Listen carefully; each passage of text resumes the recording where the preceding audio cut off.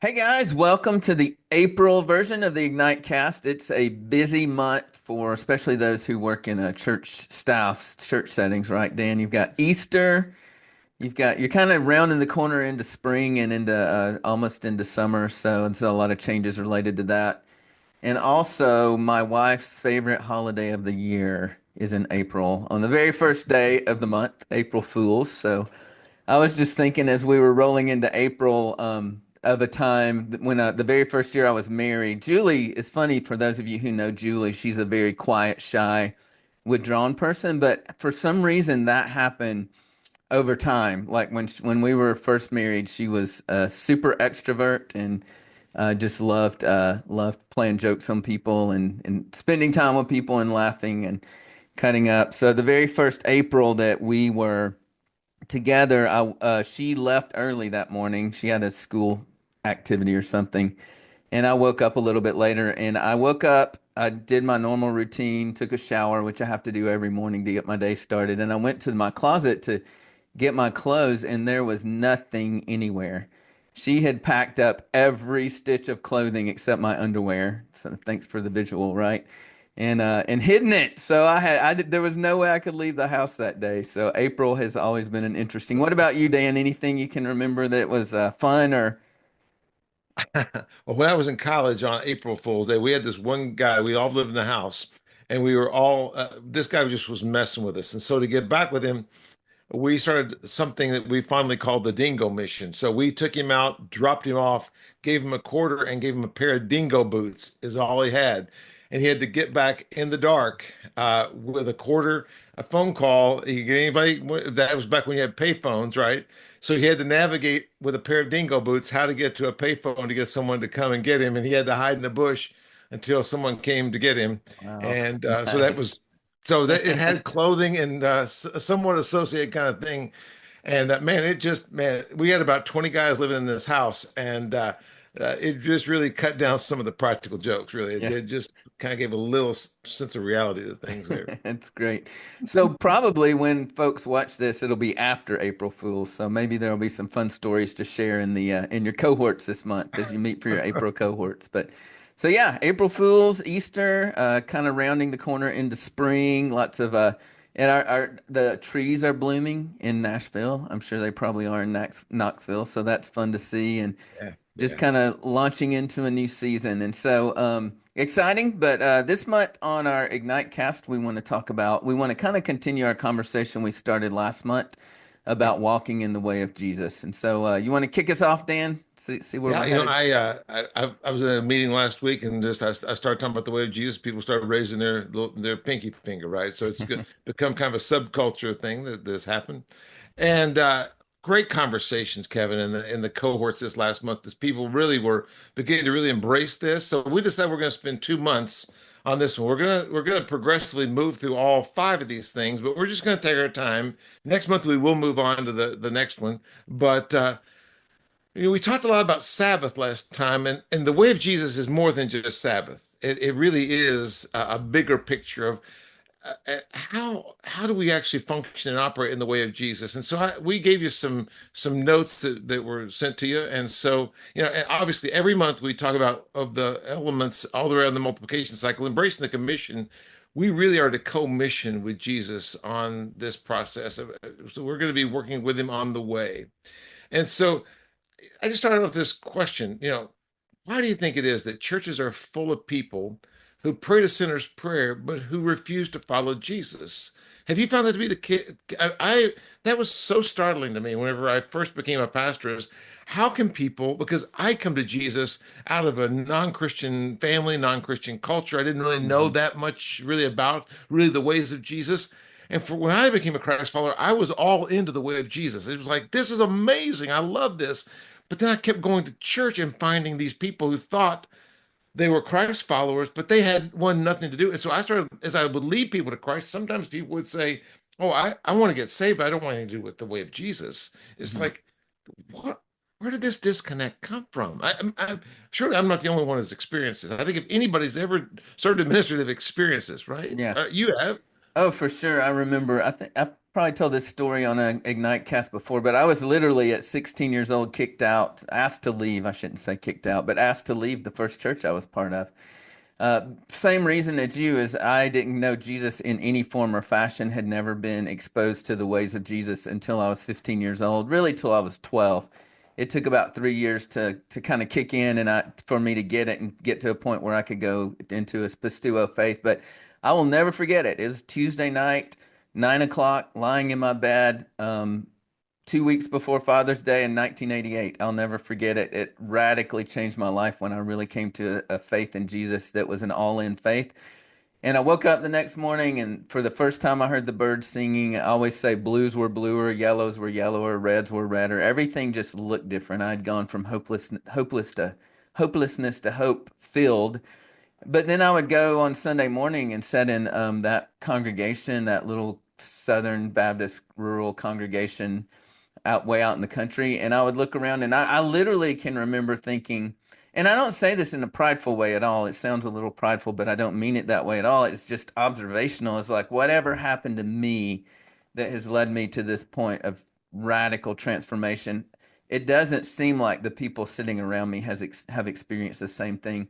And I was thinking, as you were kind of introducing here the content, that actually the Great Commission, which I love the way that you've said it, and I try to say it often with our disciple makers, is it is a co-mission. It is a shared mission. It's a mission that we're on together as co-laborers.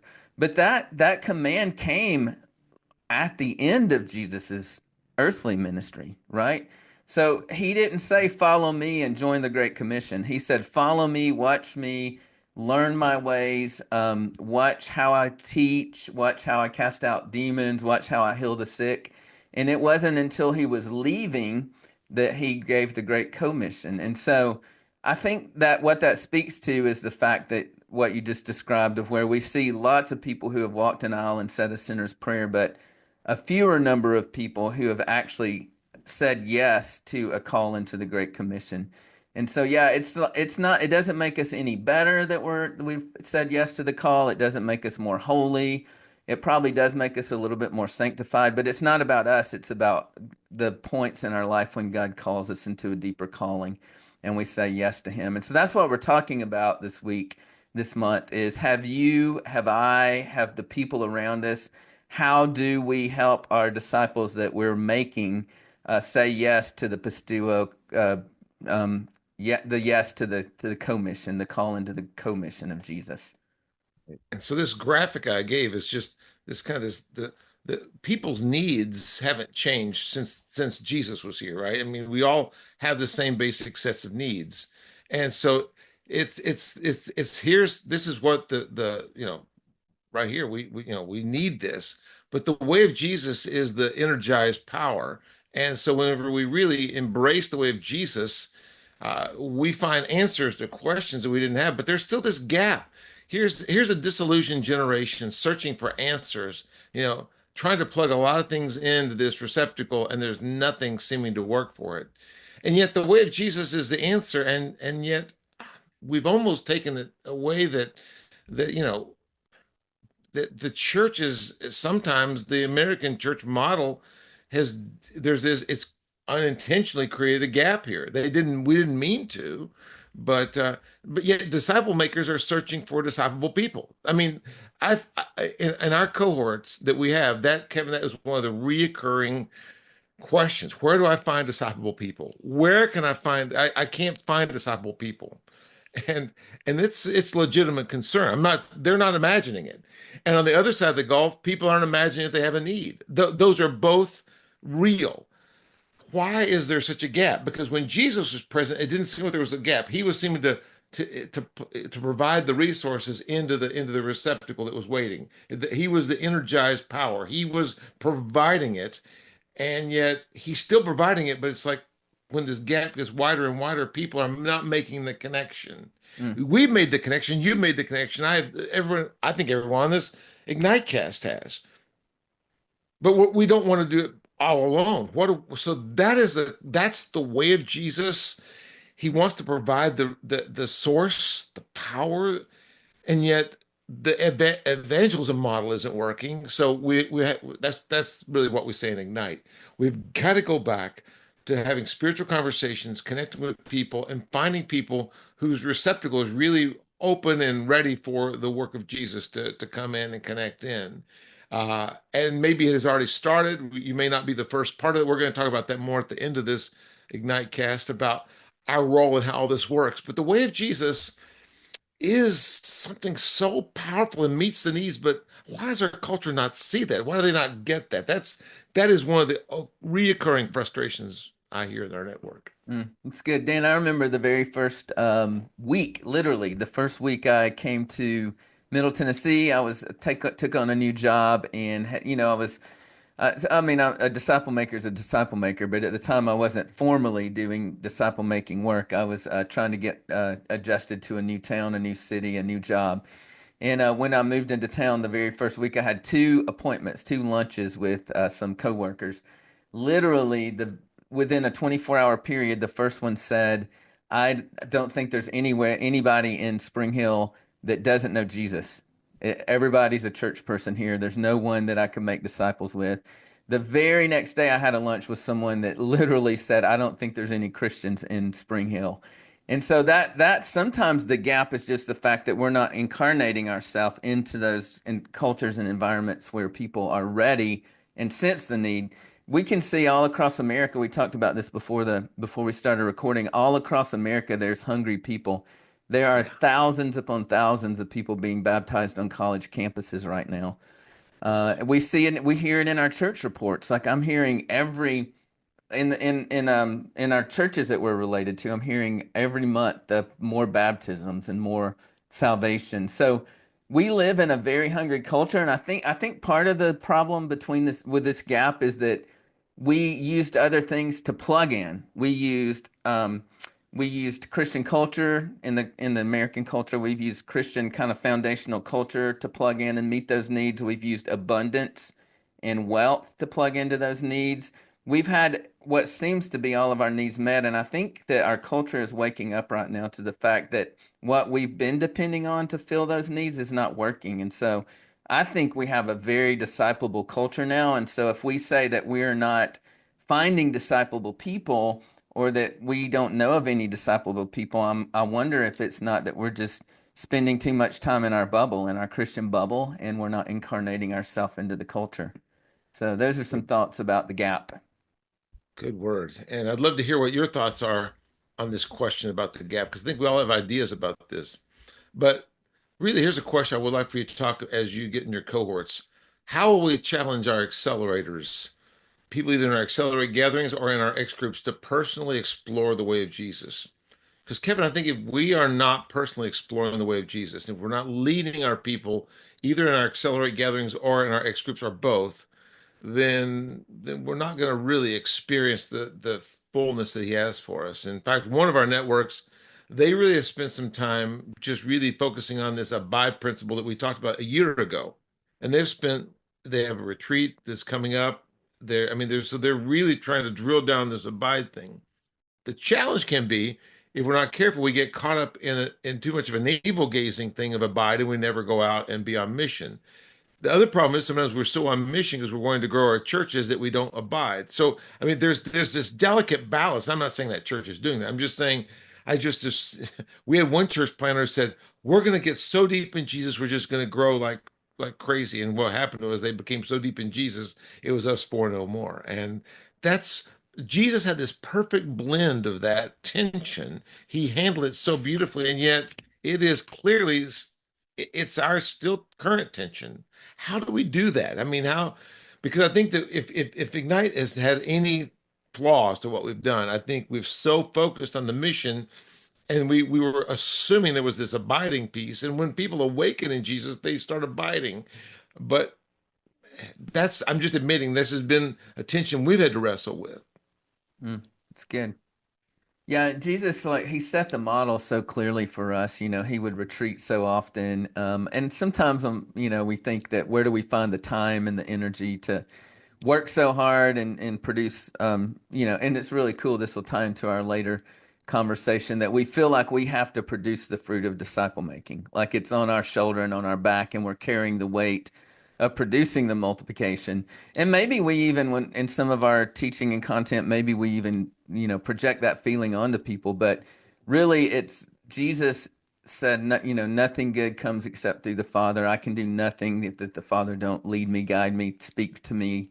I can't say anything that the Father doesn't say to me. And so that the fruit is not dependent on us doing more and being more active, right?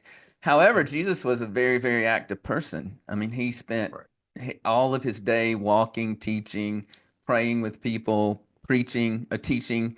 But then he spent really intentional times away. So yeah, Jesus is a great model of that balance that we're talking about. Right. And depending fully, the work was not dependent upon him; it was dependent on his Father, and he was the tool that, or in his case, the seed, which the parable we'll look at is a little bit different. But as he was on earth, he was the seed that was falling on the different types of soil. And so, yeah, that's our model, and we don't have to get stressed out about that. We don't have to feel like we're not good enough or not capable enough or don't have enough capacity. We can just trust God to do his work through us and follow the model of Jesus, the way of Jesus. As I was spending some time on social media this past week, I just it just thought just hit me. I think that a lot of us we get so captured by our own ideas and our own thoughts and communicating those and trying to celebrate those that I see a culture that's not really seeking after the thoughts of Jesus and the way of Jesus and the way of the Father. And I was just on social media, and the Father just kind of gave me that thought. Don't spend your time on your ideas. Mhm. Celebrate, which is what you just said. Jesus, the one who spoke the world into existence, celebrated the thoughts of the Father more than his own thoughts. He had some wonderful thoughts, but in the human context, he wanted to focus and teach us to look at the ways of the Father because they're so much higher than our ways. And so the question I have, and the second question is the way of Jesus doesn't come from some kind of electrical, clouds parting, thunderbolt from heaven.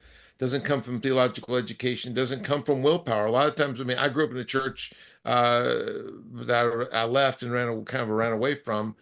In some ways, that just was very moralistic. At least my parents would take me there on occasion. Um, and it was a very much of a willpower oriented church. Maybe you've had that kind of same culture. The ways of Jesus doesn't come from those things. It's a very different rhythm, which brings us to the second thing is that really changing what you care about really is that Jesus aligned himself. And we're going to talk, you alluded to it a moment ago, about the sower, the parable of the sower. And we're going to hit that context for just a moment. One of the things that we did, we had this little survey that we did as just kind of a fun process last month. And as I did a lot of my networks, I don't know how your networks went, but I just asked people just to kind of fill that out and just see how well they did. And Kevin, it's interesting. What we found is that one of the criteria is I just kind of interviewed people. I said, first of all, have you taught on this particular parable? It's the parable of the weeds. It's in Matthew 13, and there's actually seven parables in that particular chapter. Jesus does most of his parables in the book of Matthew. There in that chapter 13, he obviously begins with the parable of the sower, but right on the tail of that, on the end of that, he has this parable of the weeds, and they're very similar, they're very parallel, but they have a very different purpose to them. And I think in the parable of the sower, he's trying to help us think through different kinds of soil and disciplability in those pieces. We've talked about that a lot, but we've never talked about the parable of the weeds. And so and most of the pastors I talked to and leaders I talked to said, yeah, I've done Bible studies, I've taught messages on the parable of the weeds. I said, so let's just kind of do this little survey. So a lot of them hadn't taken the survey, but I just said, let's just kind of test this and run it out. And so here was the so I said, give us a church answer and give us kind of the Jesus answer. What's in the scripture?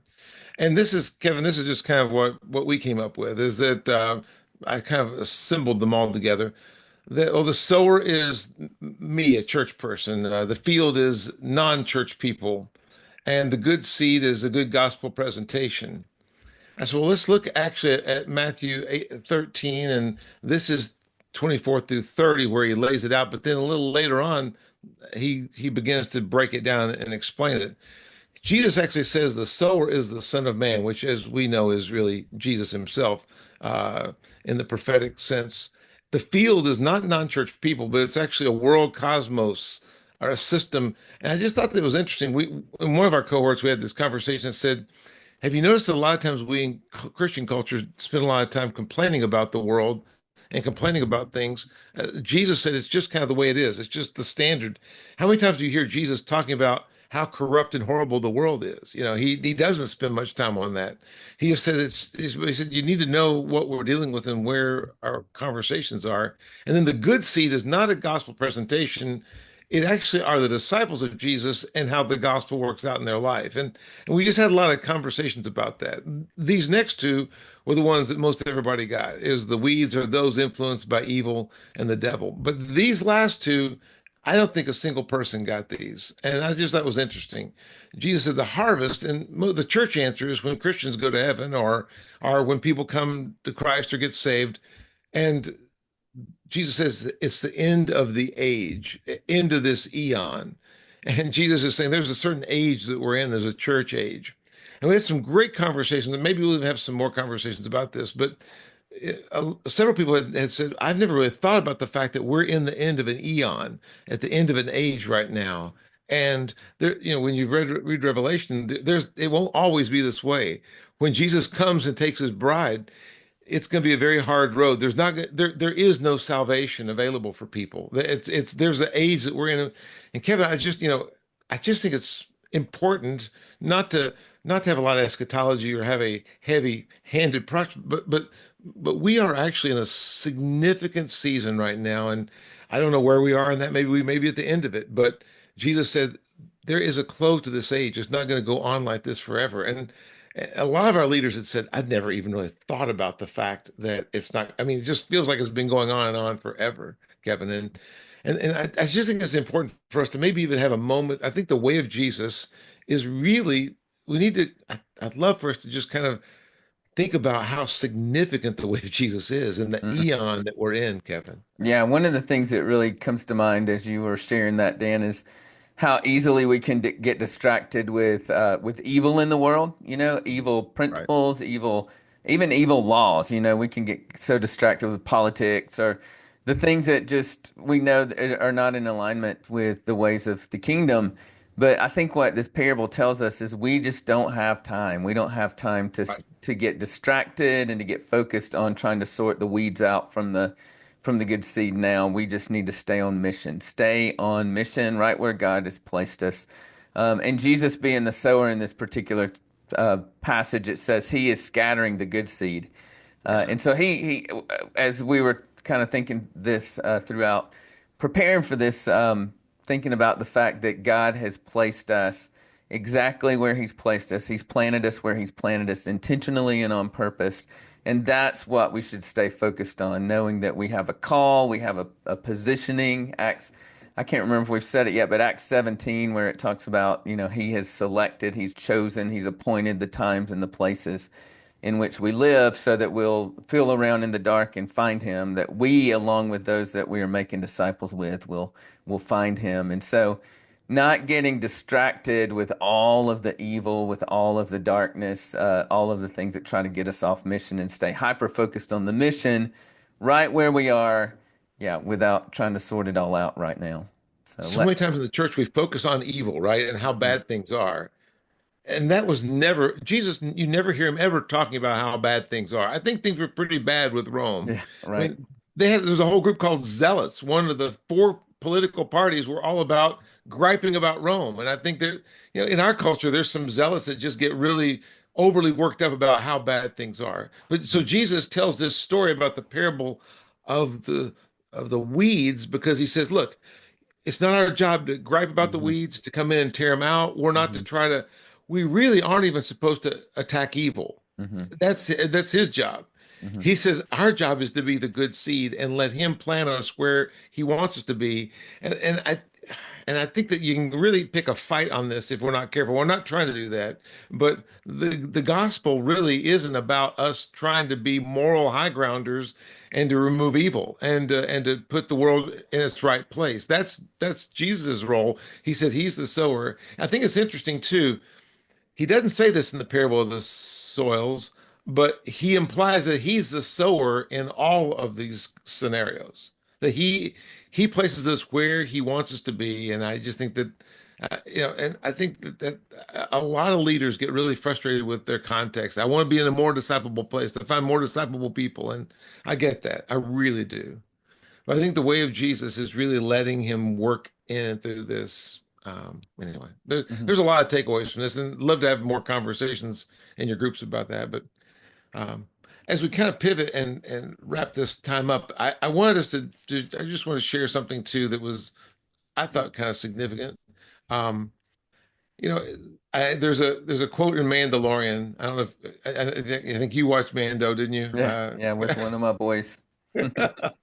There's this when they said, I just was gripping. This is the way, walk in it, and and that is, I think, really what Jesus is saying a lot of times, and much what he's saying is, this is my way. I'm the way, the truth, and the life. It's one of the five things that the Testament church did, and they just walked in that. And so, abiding in Jesus, becoming fluent in Him. I came up with these four things. It really is walking in the way. Kevin, you kind of made up your own list. I thought that was interesting. That our lists were very similar and parallel. Yeah, I did. My bullet points were what is answering the question, what is the way of Jesus? My bullet points was to abide closely with the Father as he would get away from the crowds and retreat to the mountains and to the gardens and abide with the Father. To just have a deep sense of faithfulness and commitment and loyalty to walking in the ways of Jesus, which results in obedience, which was my third bullet point. And that we just have to walk in patience, like Jesus, as he was walking here on earth, he just had tremendous patience for disciples and for people, and even for the plan of the Father to come to pass. He trusted the Father at such a deep place that it resulted in what even Paul tells us a spiritual fruit, right? A fruit of the Spirit is patience. And then just again, a deep, deep trust at the deepest level for the ways of the Father. He could do nothing that the Father didn't instruct him to do. He could say nothing that he hadn't heard the Father say. So abiding, faithfulness, obedience, patience, and trusting the Father. It's very similar to your list. Yeah, yeah. And as we just think about this, as we kind of land this plane today, I took our multiplication cycle, Kevin, and um, I took the things that we were very familiar with here, and just remember that we're the seed, not the sower. And as we think about this multiplication cycle, I I came across this research from Fuller Seminary. um, Dr. Jan Hagberg and Robert Gulick from Fuller looked at disciple making movements around the world, and they found that there's five things that disciple making movements have. And this was a language that they used before I looked at the language. I adapted it into our language. But they said the very first thing at the very, very top of their process is that there has to be a really recognition of who God is and the mission that God has put us on. And and then the next one here in their process was you have to really adjust from the culture that you're in and begin to build the life of a disciple. And we would call that detoxification, getting to know, becoming more Jesus fluent. That's really what they were talking about.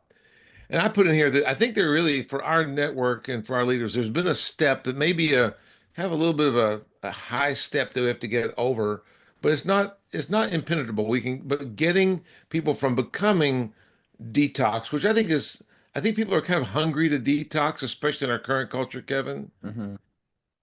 But the path outward is one I think that's a challenge. I think, and they say that's actually the productive life of a disciple that begins to take on their mission and really think about their mission. And we call that finding a green shoot, being on mission, but they talk about that really is a defining quality for the disciple. If they don't do that, then they stay stuck and they actually get stuck into a navel gazing, uh, unproductive life cycle. Hmm. And they talk about that is a pretty significant step. But then they said this, I thought this was interesting in their research. they said that there is a major wall between finding a green shoot and actually having they call it the path in and outward. It starts with outward, but you have to go inward as well as outward. And in our network, we talk about it really is the way of Jesus, helping people learn the way of Jesus, the Wiki Bible method, the disciplines, the spiritual conversations, spiritual disciplines. But there's a major wall that really creates maturity that people don't. And Kevin, I have to say, in the way of Jesus in our network, this wall has been one that we've struggled to get over. Mm. I just wish we'd been more successful. I don't know always the answer. So I just think we'd talk about it here for take the last 5 minutes or so and talk about why that is such a hard wall to get over. Mm. Yeah, that's really good. I think that, it's really the first point of discomfort, the first point of challenge in our cycle is definitely between the detox and the discerning disciplable people. That I agree. We can basically stay pretty isolated and pretty much in the community that we've been used to in the church world through that point. But when it's time to actually turn outward and I always say to my disciples is like we need to have our radar up 24/7 to look for disciplable moments and disciplable people.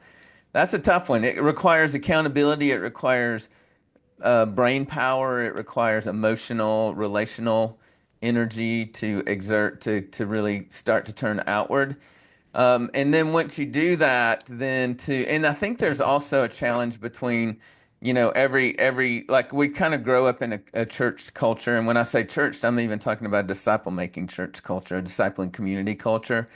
And it's really hard to invite people into that and to create a space where the outside world, those who have not been part of that culture and that DNA, can plug in and feel at home and at peace. And I know a lot of my disciples they find disciplable people, they introduce them to the gospel, they may lead them into faith.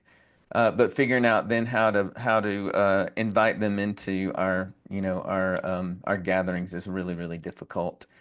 Uh, so yeah, that's Because your gatherings are more than just a church service. right. Your Yeah. gatherings are a community, which is what they were saying in this research. Their point was this really is a life of transparency, openness, Yeah, and it's and, difficult. Yeah, it's and uncomfortable. people resist it. Yeah, I know I tell this personal story. I'm not sure how it fits in here, but one of our longtime disciple makers, one of our ladies, invited her parents. Her parents were in town a few weeks ago and invited her parents to come to our Sunday afternoon gathering, which for us, like we do spiritual conversations, we share prayer needs. It's pretty vulnerable. It's pretty highly accountable. And after our meeting, she asked her parents what they thought, and they said they were terrified, that it was very uncomfortable, and they were afraid that they were going to be, kind of put on the spot. And it just really struck me because for all of our normal attenders or like the people who gather for that meeting love it. Like their favorite thing is the fact that we're asked about spiritual conversations, we're asked about how things are going in life.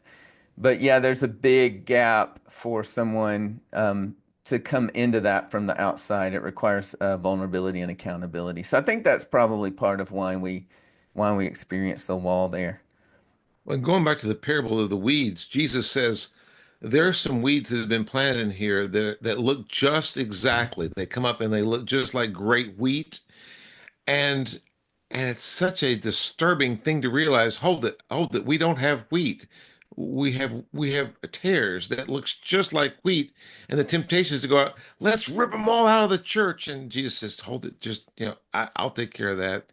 You're going to do damage if you do that." Hmm. But I think what Jesus calls us to do, the way of Jesus, is if we will actually have transform communities in some ways, the people that feel terrified and will not be in this, it's a great conversation and it makes the church move to the next level, which is the life of love and transparency, authenticity.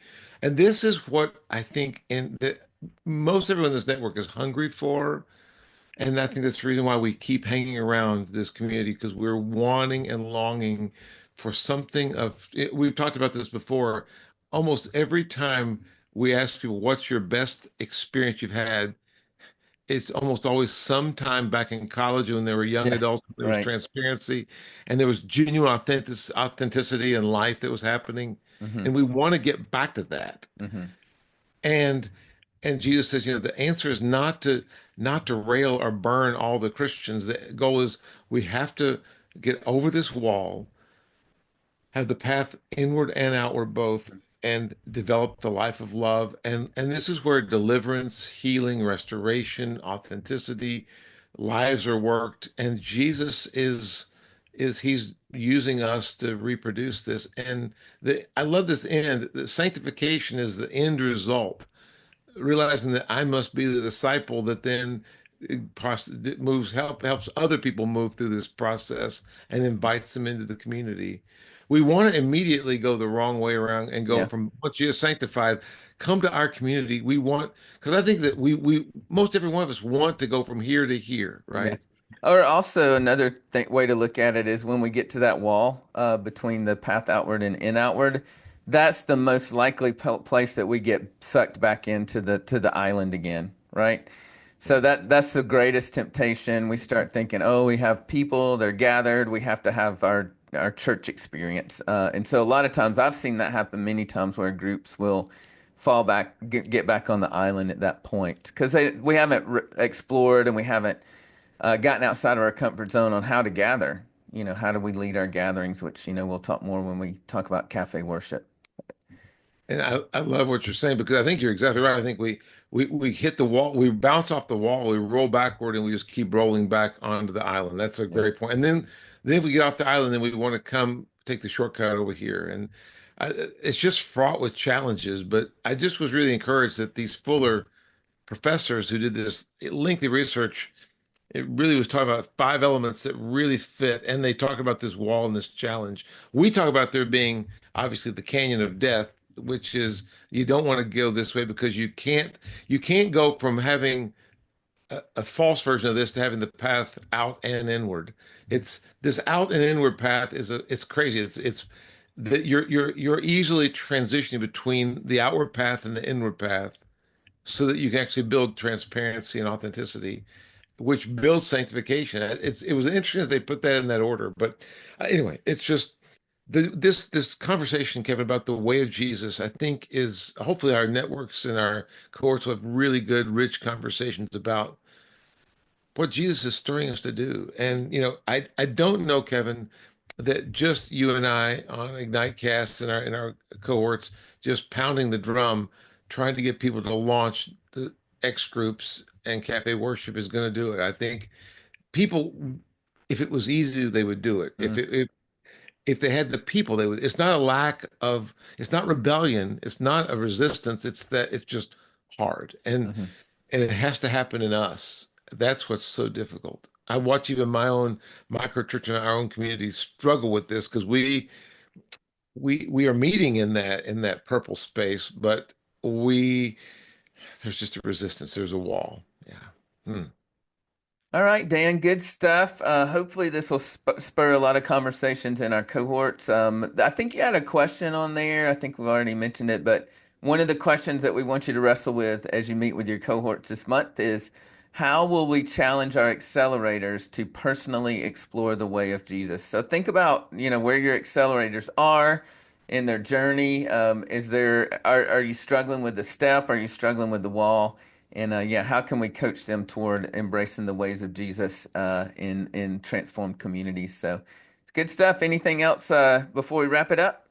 Well, coming up in November, not Yeah, terribly long no, off, we have the retreat coming up. So, yeah, for yeah, sure. Go ahead and start putting the first week of November on your calendars. It's one of my favorite, obviously, one of all of our favorite kind of weeks of the year to get together with other disciple yeah. makers who share the common DNA and have the same language and you're face to face. It's so hard to go to sleep at night because you're sitting up till 2 o'clock in the lobby talking with all your friends and co-laborers for the kingdom. So yeah, make sure you get that on your calendar. If you've never been to the Ignite annual retreat, it's wonderful. It really is just a shot in the arm for your disciple making culture. So yeah, we'll look forward to kind of get preparing for that. We're starting to think about that. More information coming on that soon. First Tuesday and Yep. Wednesday. and then Yeah. we leave on Thursday. Yeah, Yep. yeah. Cool. Yeah, and it's as we said, Easter. We're praying for you for Easter too. It's just a kind of a natural point in our culture where people talk about faith. So make sure that you are prepared, that you're spending time with Jesus, you're doing your half days of prayer, and your rate, as I said earlier, your radar's up for spiritual conversations. People that will not think about Jesus for the whole rest of the year may be thinking about Jesus in the next few weeks All as right. they prepare for Easter. So. Yeah, so good to see you guys, and we're praying for you, and we'll see you next month.